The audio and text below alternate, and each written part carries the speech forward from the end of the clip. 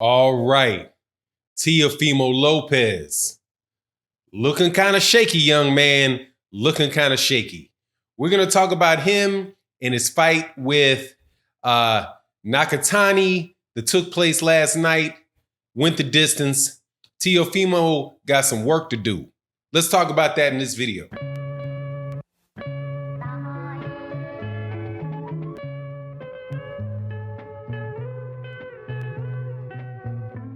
All right, welcome back to the channel, subscribers. If you are not subscribed, please subscribe and hit the bell icon. Also, I want to thank you all the patrons and support over on the Patreon channel, and also everybody that donates to the super chat in the live stream, and comes by and supports on the live streams on a regular basis. We do them Monday through Friday and 8 a.m. Eastern Standard, 8 a.m.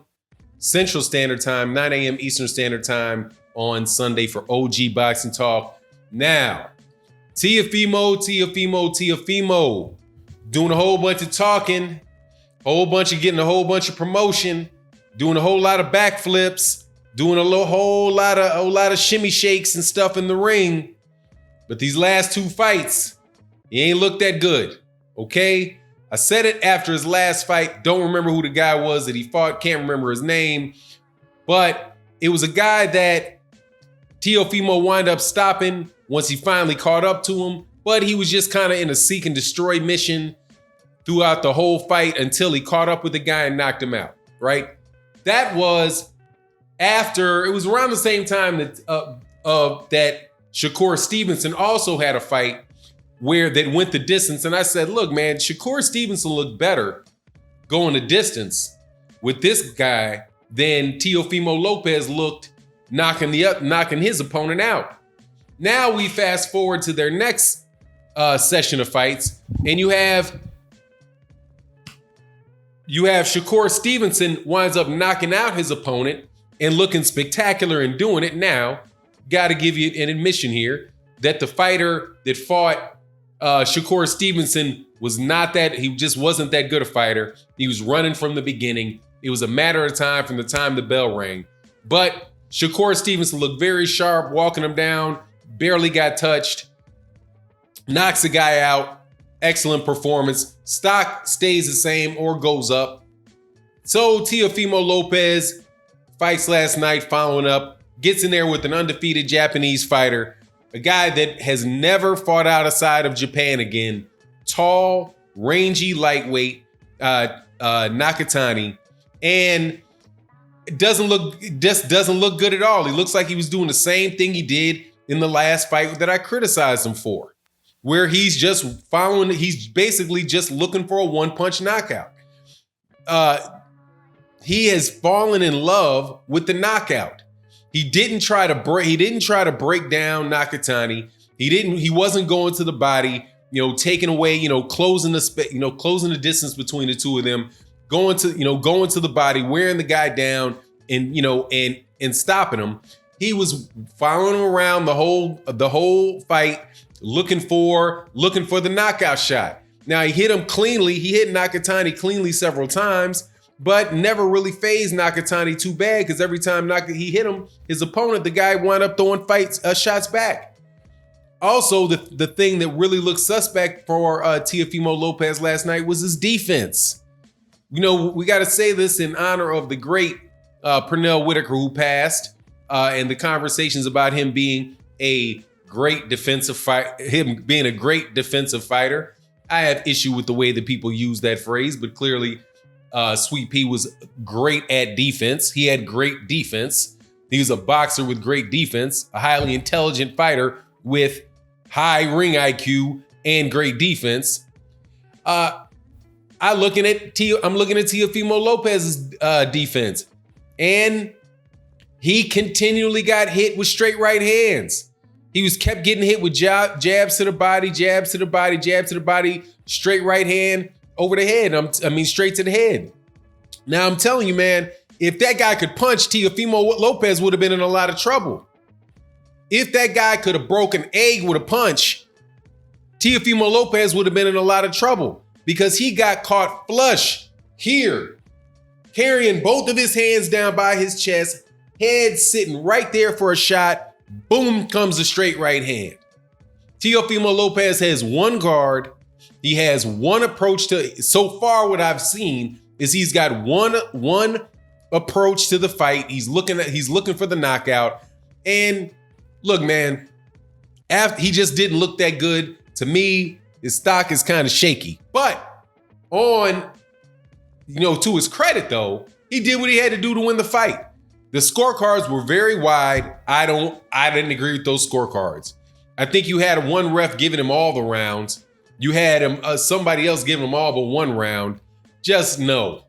Nakatani pulled off several rounds in my book on that fight. But Teofimo Lopez got past him. He did what he's supposed to do, and he won the fight. He did get wobbled. At least I didn't see him get wobbled. I saw that shot that he got hit with. Tim Bradley said that he thought that his opponent had hurt him.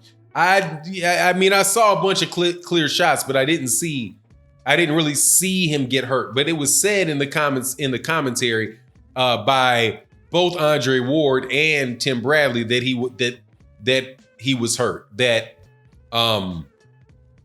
Teofimo Lopez was hurt. So like, this is a conversation that I had with a subscriber to the channel that was upset that I called Teofimo Lopez a prospect. I think he's still a prospect. I don't think that he's a fully developed fighter. I don't think that he's at the point where he needs to be considered a serious title defender, a serious title contender. Now, with all of these belts going around, I don't doubt that he could find a situation where he could win a title. But I'm telling you, there's several fighters that if he had to fight these guys, and I'm not talking about Lomachenko, I'm going to tell you a name of a fighter that he can't beat, judging off that fight last night. He ain't beating Robert. If Robert Easter's fight is fighting at 135 pounds, Teofimo Lopez ain't beating Robert Easter. Robert Easter Jr. beat the brakes off Teofimo Lopez from what I saw from his fight last night. And I don't think that Robert Easter Jr. is the best lightweight. And I'm telling you, the next fight that he has coming up, he's supposed to be fighting Richard Commey. Man, he better fix some major things and show some different wrinkles and show better defense against Richard Commey, because quite honestly, the power didn't look like it was there. And Richard Commey is kind of a big 135 pounder, man. Now, one of the things that Teofimo Lopez said in this after the fight, when they asked him, what is how do you judge your performance in that fight? He said it sucked, but he equated it to the fact that the guy was a taller guy. He's like, he's really, really tall. Now I'll go back to fighting guys who are my same size, and then so that won't be a problem again. Like I said, man, no, they're it's not a lot of 5'11" lightweights and 5'11" and a half lightweights. But man, you're going up to the 140 pound division. And there's several guys up in there that are 5'11". I do believe Maurice Hooker is tall like that. Josh Taylor is probably around 5'10" and a half, not quite 6 feet. You're going to have those height problems and reach problems with other fighters. And then you're going to have the problem with the fact that it just didn't seem like you can land more than one punch at a time. He's looking for the one punch knockout shot, man, and his defense. Those guys, that guy is there to be hit. So, as far as me, the listening to these prospects, and I'm going back again, and I'm telling you, I believe this guy is a prospect. I think in my book, he's solidly behind two guys. Shakur Stevenson and Devin Haney, I think, are looking better and better because they have ability to box. They have ability to do different things, especially Devin Haney. Both of them. I think that Devin Haney can fight Devin Haney has excellent footwork, excellent defense. He shows a bunch of different looks, a bunch of different guards. Same thing. I haven't seen as much diversity from Shakur Stevenson, but Shakur Stevenson's hand speed, head movement, foot speed, all of those are better than Teofimo Lopez.